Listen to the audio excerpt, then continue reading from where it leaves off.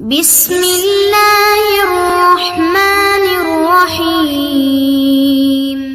بسم اللہ الرحمن الرحیم۔ نمبر 60 لیلۃ القدر اور اعتکاف۔ لیلۃ القدر رمضان کے آخری عشرہ کی طاق راتوں 21، 23، 25، 27، 29 میں سے ایک ہے۔ ماہ رمضان ماہ قرآن اور لیلۃ القدر شب قرآن ہے۔ کسی ایک رات کی عبادت کا ثواب 1000 ماہ 83 سال 4 ماہ سے زیادہ ہے۔ اس رات کے اگلے دن کا سورج اس طرح طلوع ہوتا ہے کہ اس کی شعاعیں نہیں ہوتے۔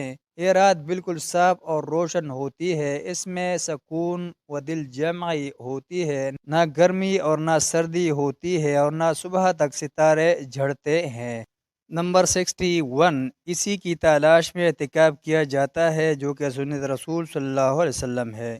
نمبر 62 21ویں شب کے آغاز میں اعتکاف کی نیت سے مسجد میں داخل ہو جائیں اور فجر پڑھ کر جائے اعتکاف میں داخل ہو جائے۔ نمبر 63 اعتکاف صرف مسجد جامع مسجد ہی میں ہو سکتا ہے۔ نمبر 64 مباحات اعتکاف۔ اعتکاف کے دوران نہانا، تیل لگانا اور کنگھا کرنا جائز ہے۔ نمبر 65 گھر والوں سے ضروری بات کرنا اور انہیں باہر کے دروازے تک الوداع کرنا۔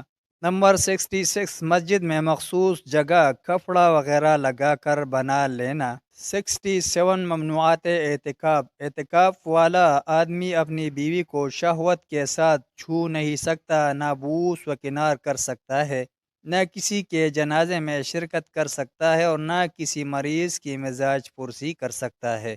نمبر 68 فضول گوئی سے بچیں، البتہ مباح گفتگو وغیرہ میں کوئی حرج نہیں۔ نمبر 69 شبینہ۔ 3 دن سے کم عرصہ میں قرآن کریم ختم کرنے والے کے بارے میں نبی صلی اللہ علیہ وسلم نے فرمایا ہے کہ اس نے قرآن کو سمجھا ہی نہیں۔ نبی صلی اللہ علیہ وسلم نے ایک رات میں کبھی بھی پورا قرآن نہیں پڑھا، لہٰذا مروجہ شبینہ جائز نہیں۔ اور ایک رات میں قرآن پڑھنے والی حضرت عثمان رضی اللہ عنہ سے متعلقہ روایت ضعیف ہے۔